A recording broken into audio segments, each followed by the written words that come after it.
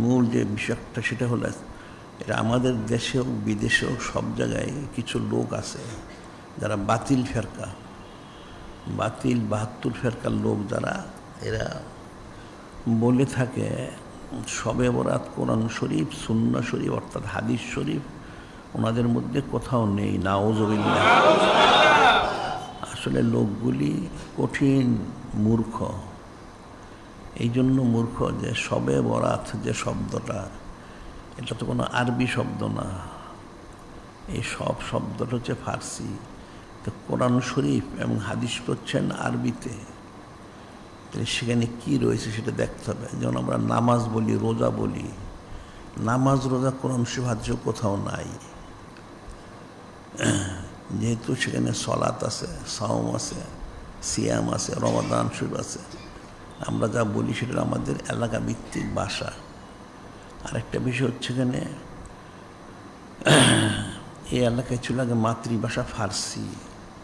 ওই যে খ্রিস্টান বেনিয়া, যেগুলি খ্রিস্টানদের মুসলমানদের কতগুলি চাকর ছিল আর্দালি, ওই আর্দালিগুলি যখন এই দেশের ক্ষমতাটা নিল, নেওয়ার পরে 1834 থেকে 36 সাল, এর আগে থেকে পরিকল্পনা করেছে, এর মধ্যে একটা মোটামুটি ব্যবস্থা করে 1837 সাল থেকে তারা ফার্সিটা তুলে দেয়। নাউজুবিল্লাহ।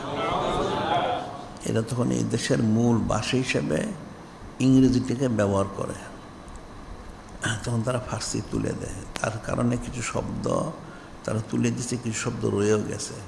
শবে বরাত, শবে কদর, শবে মেরাজ ইত্যাদি শব্দমর্গগুলি সব শব্দ হচ্ছে না ফার্সি, রাত্রি।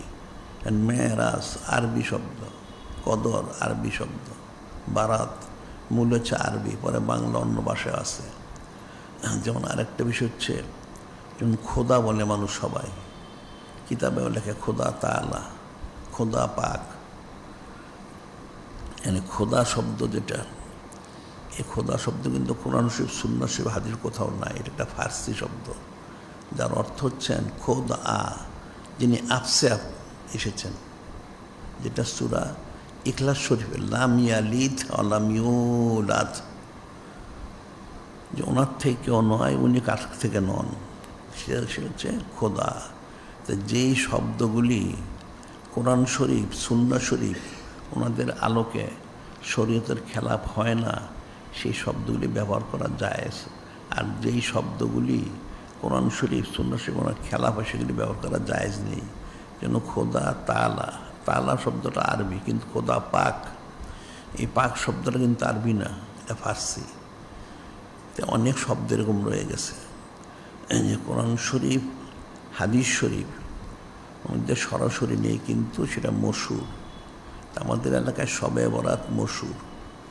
এখন যারা বাতিল ফেরকার লোকেরা মানুষকে এই রহমত থেকে বঞ্চিত করার জন্য তারা এই সমস্ত এলেমন বক্তব্য দিয়ে থাকে। নাউজুবিল্লাহ। এখন বিশেষ করে যেমন এই খ্রিস্টান আর্দালিগুলি চলে গেল এই দেশ থেকে 1947 সাল, যেটা বলা যায় পাকিস্তান হলো, তা পাকিস্তান হলো, তখন ভাষা নিয়ে অনেক আন্দোলন হয়েছে।